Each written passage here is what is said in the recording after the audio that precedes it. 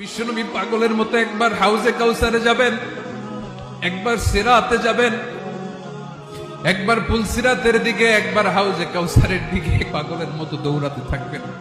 তার কোন গুনাহগার উম্মত যাতে জাহান্নামে ঢুকে না যায়, সেদিন কেউ সুপারিশ করতে পারবে না বিশ্বনবী ছাড়া। এজন্য 5 নম্বর আল্লাহ বললেন, মান যাল্লাযী ইয়াশফাউ ইনদাহু ইল্লা বিইযনিহি। কার সাহস আছে, কার এত বড় বুকের পাটা কিয়ামতের কঠিন দিন আল্লাহর সামনে দাঁড়িয়ে সুপারিশ করবে? কারো ক্ষমতা নেই, কারো ক্ষমতা নাই।